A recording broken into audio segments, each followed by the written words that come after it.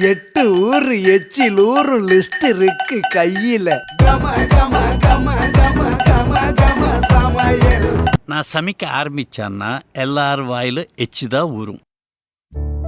மசாலா அரைச்சி கத்திரிக்காய் குழம்பு ஒன்று ரெடி பண்ண போகிறோம். அதுக்கு எள்ளு, ஜீரகம், காஞ்ச மிளகா, அப்புறம் வேர்க்கடலை, மிளகு, கருவேப்பிலை, சின்ன வெங்காயம், வறுத்த தேங்காய் துருவல், இது அவ்வளோத்தையும் நம்ம போட்டு எல்லாத்தையும் கடாயில் போட்டு நம்ம வறுத்து மறுபடியும் ஒரு பேஸ்ட் மாதிரி ஒன்று அரைக்க போகிறோம். அதுக்கு இப்போ நம்ம கடாயில் கொஞ்சமாக நல்லெண்ணெய் ஊற்றிட்டு காஷ்மீரி சில்லி தான் நான் எடுத்திருக்கேன் பாருங்கள், கலர் கிடைக்கும். அதை எடுத்து நம்ம எண்ணெயில் நல்லா பொரிச்சிடலாம். பொரிச்சிட்டு அது கூடவே நம்ம எடுத்து வச்சுருக்க அந்த மசாலா ஐட்டத்தை எல்லாத்தையும் போடுவோம். இப்போ நான் சின்ன வெங்காயம் போடுறேன், அதை போட்டுட்டு அதுக்கப்புறம் 1 by 1 நம்ம எல்லாத்தையும் போட்டுடலாம்.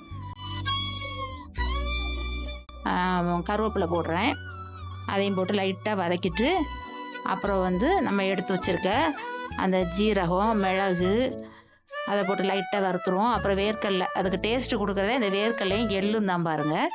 இதையும் நம்ம அதில் போடுவோம். நான் வறுத்து எடுத்து வச்சுருக்கிறேன் தேங்காவை. நீங்கள் வறுக்காமல் எடுத்தீங்கன்னா அது முதல்லையே தேங்காய் நல்லா வறுத்துட்டு அதுக்கப்புறம் இந்த மசாலாலாம் கலந்துங்க.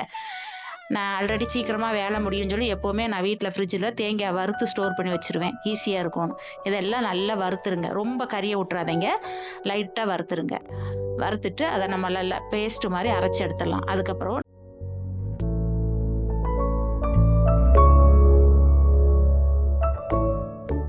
நம்ம கத்திரிக்காய் இருக்குல்ல, என் வீட்டில் ஒரு 4-5 கத்திரிக்காய் தான் இருந்துச்சு, அதை நான் எடுத்துருக்கிறேன். நீங்கள் எவ்வளோ கத்திரிக்காய் வேணுமோ அதை போட்டுங்க. வெங்காயம் ஒன்று, சின்ன வெங்காயம் இருக்குதுல்ல, பெரிய வெங்காயத்தில் அந்த சைஸில் ஒன்று நல்லா பிடிச்சா நறுக்கி எடுத்து வச்சுக்கணும். 2 தக்காளி, அதை நம்ம மிக்ஸி ஜாரில் பேஸ்ட் மாதிரி அரைச்சி ரெடி பண்ணி வச்சுக்கிறோம். அதுதான் அந்த கிரேவிக்கு திக்னஸ் கொடுக்கும், அதுக்காக தான். இப்போ நம்ம 4-5 பேர் இருந்தோம்னா இந்த பேஸ்ட்டு போட்டோம்னா அந்த குழம்பு நல்ல திக்னஸாகவும் கிடைக்கும், நல்ல டேஸ்ட்டாகவும் இருக்கும்.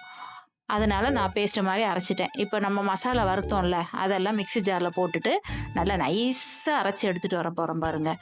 அந்த பேஸ்ட்டு நல்லா நைஸாக அரைச்சி எடுத்து அந்த குழம்புல போட்டு விரவி நம்ம கொதித்து வரும்போதே ஒரு வாசம் வரும் பாருங்கள். அந்த பாருங்கள், இந்த மாதிரி நல்லா நைஸாக இருக்கணும். ஒரு லெமன் சைஸுக்கு புளி எடுத்துருக்கிறேன், அதையும் நான் தண்ணியில் ஊற வச்சு கரைச்சி எடுத்து ரெடி பண்ணிடுறேன். மறுபடியும் ஸ்டவ் பற்ற வச்சுட்டு நம்ம கடாயை வச்சிடலாம். வச்சுட்டு கொஞ்சம் நல்லெண்ணெய் கொஞ்சம் தாராளமாக ஊற்றிங்க. அது கூட நம்ம கடுகும் வெந்தயமும் போடுங்க. போட்டு அது நல்லா பொரிஞ்சு வந்தோடனே நம்ம வெட்டி வச்சுருக்கிறோம்ல ஒரு சின்ன சைஸு பெரிய வெங்காயம், அதை அதில் போட்டு லைட்டாக வதக்குவோம். ரொம்ப வதக்கணும்னு அவசியம் இல்லை. நான் நல்ல கொஞ்சம் கண்ணாடி பத அளவுக்கு நான் வதக்கிடுவேன்.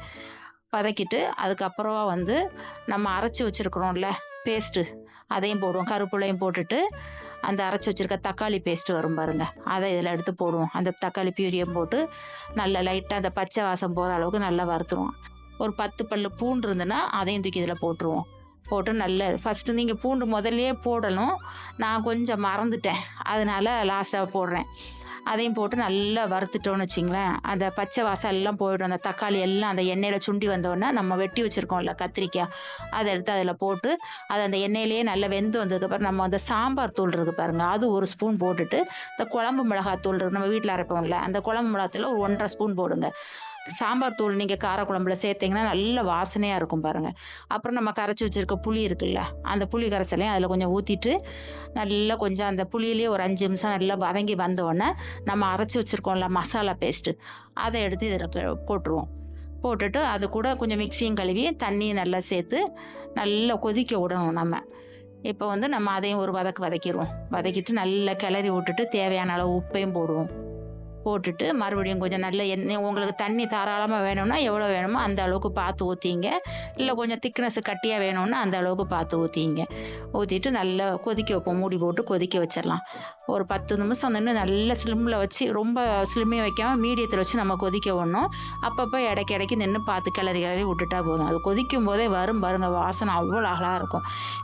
இந்த குழம்புக்கு நம்ம ஒரு அப்பளம் வத்தல், கூழ் வத்தல் இருந்துன்னா அது வறுத்து வச்சு சாப்பிட்டாலே அவ்வளோ டேஸ்ட்டாக இருக்கும் பாருங்கள். கல்யாண வீட்டிலலாம் வைக்கிற வத்த குழம்பு மாதிரி இருக்கும். வேறு எதுவுமே தேவை கிடையாது இந்த குழம்பு. ஈஸியாக செஞ்சிடலாம். ஆனால் இந்த வறுக்கிற மசாலா தான் அதுக்கு டேஸ்ட்டு பாருங்கள். நீங்கள் நான் வைக்கிற மாதிரி நீங்களும் வச்சு ட்ரை பண்ணி பாருங்கள். எங்கள் வீட்டில் வந்து இது கூட முருங்கைக்காய் போட்டாலும் நல்லாயிருக்கும். திடீர்னு பார்த்தா ஒரு 4-5 கத்திரிக்காய் தான் இருந்துச்சு. சரி அவசரத்துக்கு இதை வச்சு நம்ம செஞ்சுருவோம்னு சொல்லிட்டு நான் சிம்பிளாக செஞ்சுருக்கிறேன். உங்களுக்கு எவ்வளோ தேவையோ அதே மாதிரி நீங்கள் கத்திரிக்காய் எடுத்துக்கலாம். அந்த முழுசாக போட்டு அந்த கத்திரிக்காயில் வச்சு நம்ம ஒரு தயிர் சாதம் பண்ணி சாப்பிட்டா நல்லா இருக்கும். நம்ம இறக்குற சமயம் கொஞ்சம் வெல்லமும் போட்டுரும் வச்சிங்களேன், இன்னும் டேஸ்ட்டு தூக்கலாக இருக்கும் பாருங்கள். சூப்பரான ஒரு கத்திரிக்காய் குழம்பு ரெடி ஆகிடுச்சு. நீங்களும் ட்ரை பண்ணுங்கள், நான் ட்ரை பண்ண மாதிரி. என்னோடய சேனலையும் கொஞ்சம் சப்ஸ்கிரைப் பண்ணுங்கள். இது நல்லா கொதித்து வரும்போது மறுபடியும் கொஞ்சம் கருவேப்பிலையை நம்ம அதில் தூவிட்டோம்னா எனக்கு பார்க்கறதுக்கு இன்னும் நல்லா அந்த வாசனை, அந்த மூடி போட்டு அப்படியே மூடி வச்சிட்டோம்னா அந்த வாசனை போகாமல் அப்படியே நிற்கும் பாருங்கள். நல்லா இருக்கும். சுவையான ஒரு கத்திரிக்காய் குழம்பு நான் உங்களுக்கு சொல்லி தந்திருக்கேன். நீங்களும் ட்ரை பண்ணுங்கள்.